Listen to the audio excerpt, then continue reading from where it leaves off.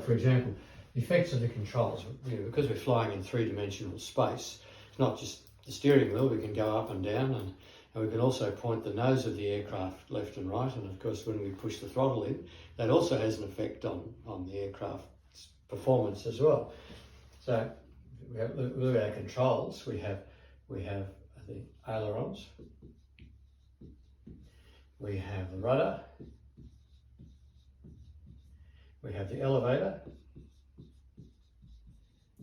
and of course we also have the up and down stick or the throttle. Now,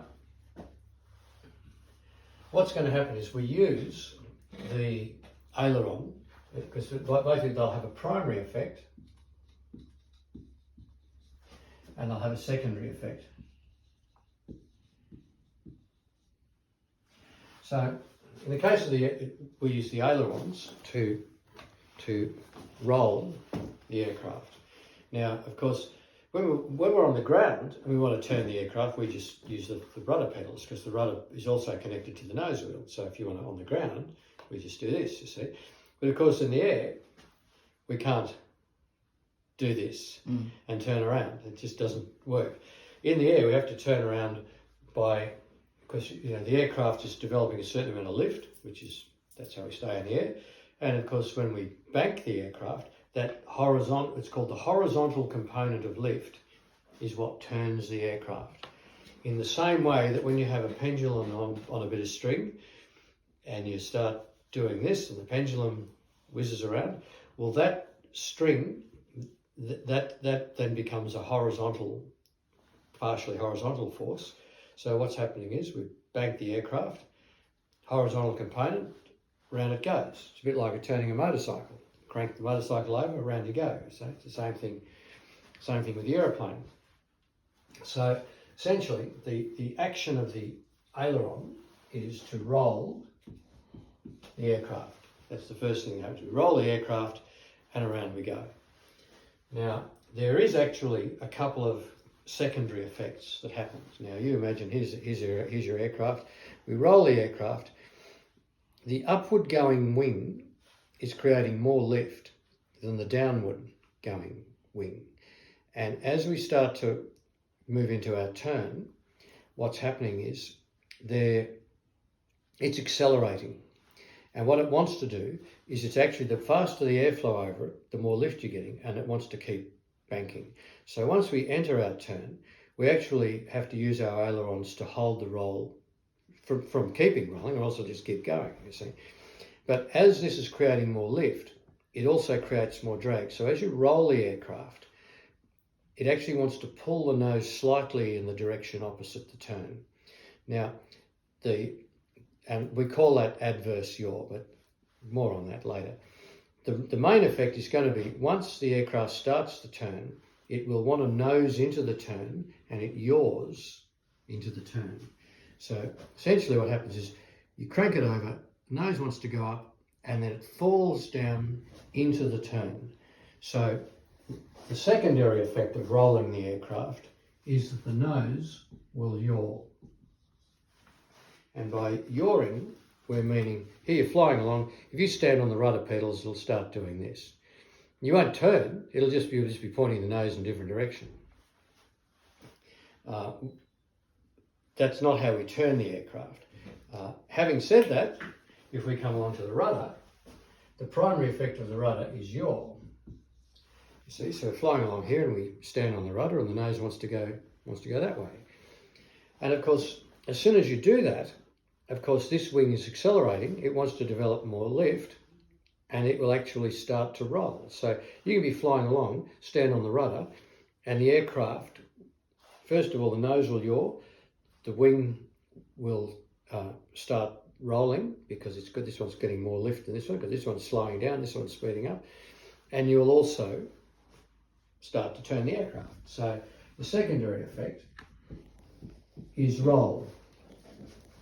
Now this all gets more important up the track when it comes to landing the aircraft, and we want to control the aircraft, especially when there's a crosswind, where the wind wants to blow us one way and we want to go this way. So this is where all this starts to apply a little further along.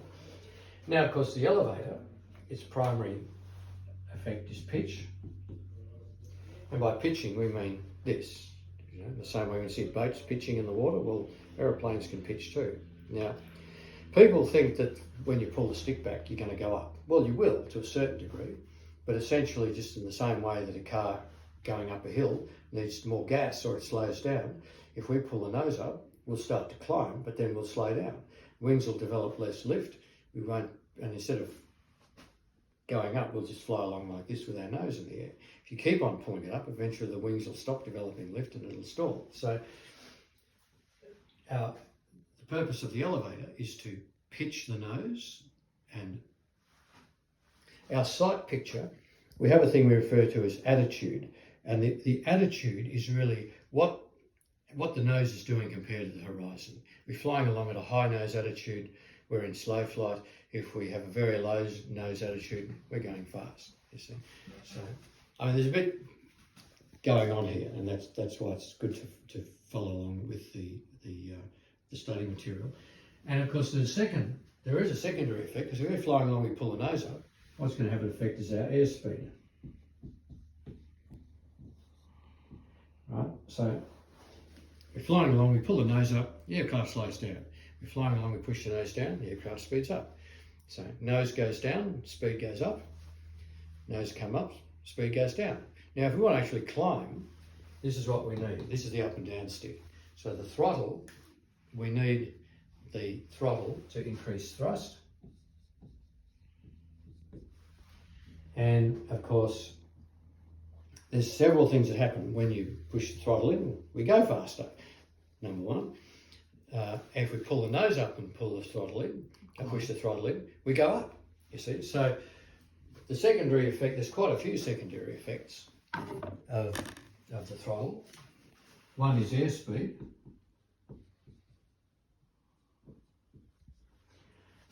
Because, you know, we've got more thrust.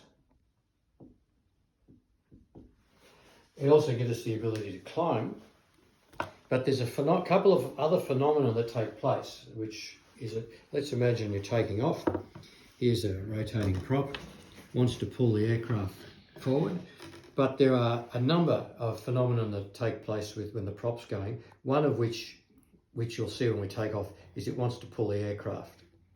It wants to pull us forward, but it also wants to pull us sideways. So both sides or just one side? It will want to pull us to the left. Is that on all aircraft? On all aircraft. On all aircraft that have the prop that rotate in that direction, it will want to pull the aircraft to the left. So we have to compensate for that by applying right rudder. Yeah. So this is where one of the things that adding thrust will do, you will want to yaw the aircraft. So essentially, you'll see when we get out there, because you know we're going to get out there, hit the gas. And you'll feel me you'll have your foot on the rudder pedals, you'll feel me applying right rudder to hold us straight up the runway. Now, another thing that happens is there's what's called a slipstream effect. So as the prop's spinning, it creates around the aircraft a slipstream that hits the tail. So apart from the prop wanting to pull the aircraft, the slipstream is also going to hit that side of the fin more than this side. So you've got actually a couple of forces that are going to want to yaw the aircraft. Okay. So of course that's why we have to put the rudder in to hold the aircraft straight, to correct for the slipstream and P effect, a propeller effect of yawing the aircraft. So they're your primary and secondary effects. That's a little bit to sort of take on board, but you'll see, because we're going to when we go out there, we're going to demo the primary and secondary effects. Okay, so we've done our pre-flight briefing, we've done our pre-flight check. We're now in the aircraft. We've got Frank's putting his hat on. I remember to bring a hat this time. It gets very, very hot. And we're going to take off. So I'll try and get some video while we're up there. But the most important thing is to be flying the plane. So maybe I will, maybe I won't. Anyway. It's all right. I'll hold the camera for you. It's all good. Okay, he's going to hold the camera. So today we're focusing on the different controls. That's lesson 1. So then lesson 2, we're going to look at flying straight and flying level. Is that right? Yep. Flying straight, flying level. So let's get lesson 1 on the way. Here we go.